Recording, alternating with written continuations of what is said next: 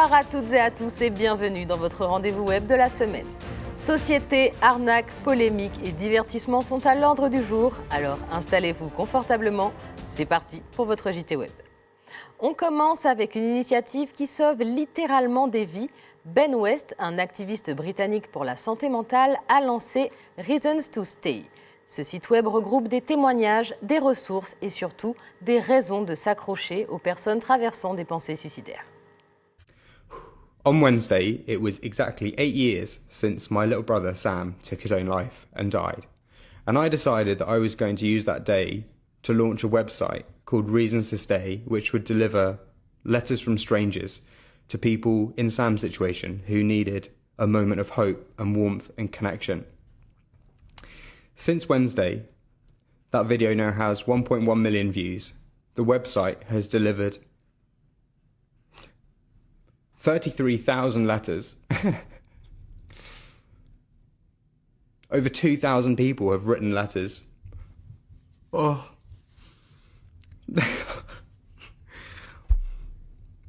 What do you even say? It's just the most beautiful, beautiful, beautiful thing to watch. And I just want to say thank you so much to everyone that supported this. It just means so much to me. Oh. You know, social media gets a really bad rap for all the right reasons, but over the last 3 days, I have just seen how it can be the most incredible place. I have read hundreds of letters that are just wonderful. And, there's nothing to ask for in this reel except I just wanted to say a huge thank you. And please, please keep sharing the website. Please keep sharing all this stuff because I'm seeing on the back end of this some real impact being made. Après avoir perdu son propre frère, Ben West transforme sa douleur en un outil de prévention massif qui fait actuellement le tour des réseaux sociaux. Et puis c'était l'événement le week-end dernier, le show explosif de Bad Bunny au Super Bowl. Si la performance a été saluée mondialement pour son énergie, elle n'a pas plu à tout le monde. Donald Trump a vivement critiqué la prestation, la qualifiant ainsi « Le show de la mi-temps du Super Bowl est absolument terrible, l'un des pires de tous les temps. Il n'a aucun sens, c'est une insulte à la grandeur de l'Amérique et il ne représente pas nos standards de réussite, de créativité ou d'excellence. Personne ne comprend un mot de ce que dit ce type et les danses sont dégoûtantes, surtout pour les jeunes enfants qui regardent partout aux États-Unis et dans le monde entier. Ce spectacle est une véritable gifle pour notre pays. Il n'y a absolument rien d'inspirant dans ce chaos de spectacle de mi-temps. Et regardez bien, il recevra d'excellentes critiques de la part des médias fake news parce qu'ils n'ont aucune idée de ce qui se passe dans le monde réel. Mais pour nous, l'image forte, c'est la présence du drapeau de la Martinique sur une scène mondiale.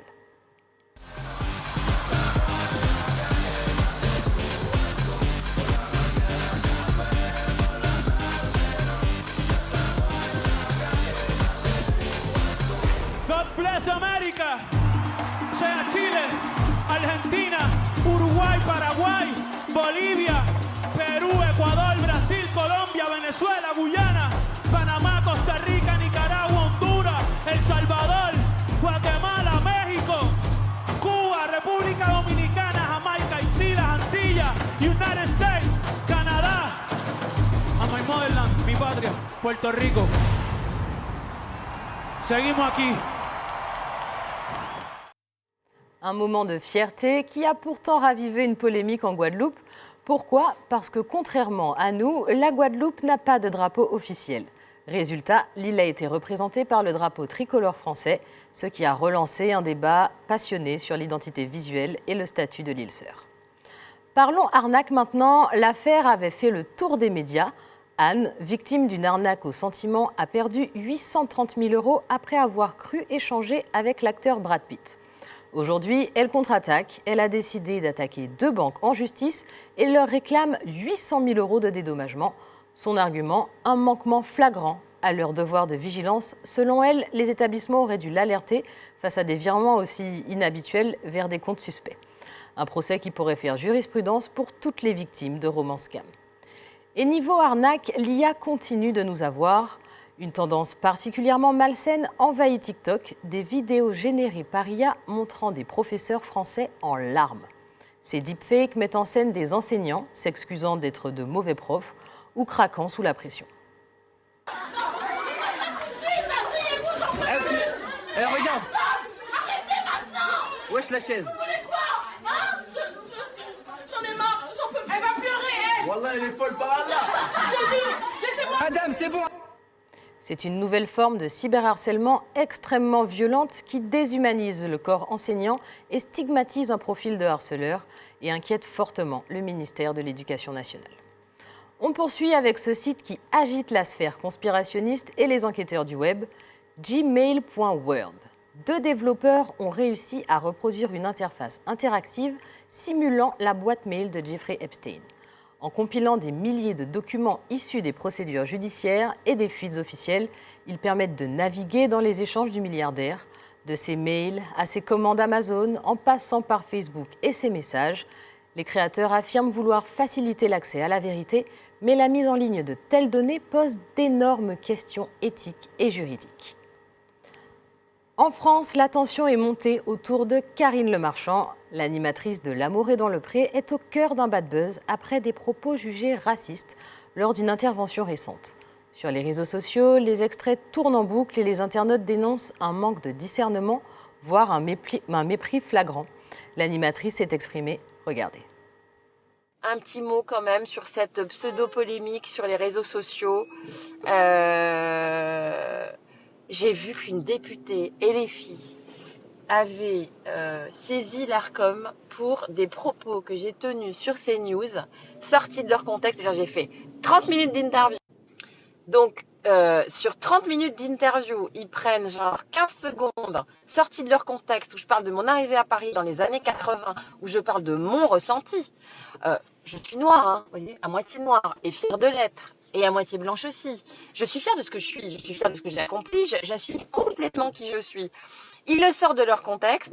Évidemment, l'algorithme sur TikTok et sur X, que je n'ai pas, donc je ne vois pas tout ça, que je n'ai pas, évidemment, s'emballe, parce que c'est toujours les mêmes. Hein. Vous savez, les mêmes qui polémiquent sur les mêmes choses, qui s'emballent, qui font « Oh, je suis tellement choquée, ah mais c'est horrible, mais cette fille est raciste, cette sale... » Voilà, je ne dis pas les gros mots parce que je ne suis pas quelqu'un qui dit des gros mots. Et donc l'algorithme s'emballe. Et il y a toujours des gens qui n'ont rien vu et qui se permettent de prendre leur téléphone et qui m'envoient des messages que je ne reçois pas. Je suis désolée, mais moi c'est dans les mots cachés, les mots qui commencent par et sale. Voilà, je ne les vois pas. Alors d'abord, tous les petits polémistes sous pseudo qui m'insultent, mais je ne vois pas vos messages, je suis désolée. Puis de toute façon, je m'en fous complètement. Je vous remercie parce que vous m'avez fait gagner 500 €. J'avais parié avec mon équipe que j'allais avoir une polémique en allant sur CNews et j'avais parié 500 €. J'ai gagné. Des explications qui continuent de diviser la toile. Et le monde de l'influence nous offre encore un exemple de ce qu'il ne faut pas faire. Après des semaines d'inquiétude et de doutes au sein de sa communauté, Cyril Schreiner a fini par avouer le kidnapping de son chien qui avait ému des milliers d'abonnés était une mise en scène totale. Mais je ne pensais pas que, émotionnellement parlant, que vous étiez aussi impliqué dans ça. Et ça, je le regrette parce que ma page, toutes mes vidéos étaient toujours là pour vous divertir, pour vous créer de la joie, de la bonne humeur. Et j'ai jamais voulu ça, que ça parte aussi loin, etc. Et le but, justement, depuis le début, c'était que vous remarquiez que toute cette histoire, en fait, c'était juste une grosse blague. Mais une grosse blague qui a très mal tourné et c'était vraiment une très mauvaise blague. Après, à la fin, je suis quand même content dans le sens que ça vous a fait rire. C'était le but de tourner ça le plus ridiculement possible à la fin, que tout le monde comprenne que tout ça, en fait, c'était juste du divertissement et de l'humour. Mais malheureusement, il y a des sujets où on ne peut plus rigoler sur ça. Et voilà, je me suis rendu compte à la fin. Maintenant, malheureusement, je ne peux plus retourner en arrière. Tout ce que j'ai fait, voilà, j'ai engagé des personnes. J'ai loué une énorme maison qui m'a coûté une fortune. J'ai tout fait le maximum pour que vous laissiez le maximum d'indices.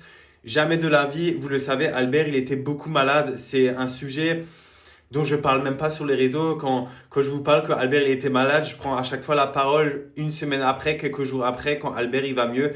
Parce que moi, ma priorité, ça a toujours été mes chiens.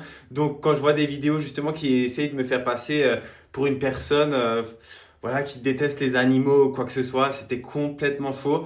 Faut savoir que déjà même sur les vidéos de surveillance où j'avais fait laisser kidnapper Albert, bah, c'était même pas Albert sur les vidéos, c'était un sac à patates.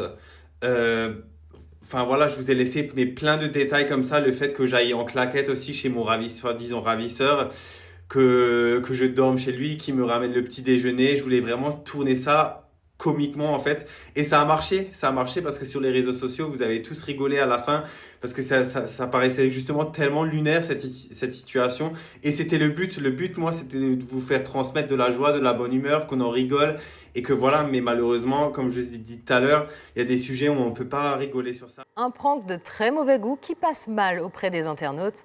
Entre mensonges et quête de buzz, la frontière semble être devenue invisible pour certains créateurs. C'est ainsi que se clôture le JT du Web de cette semaine. Merci de nous avoir suivis. On se retrouve samedi prochain à 19h40 et en replay sur notre chaîne YouTube ATV97. En attendant, restez curieux, informés et connectés. Bon carnaval à tous et excellente soirée sur ATV.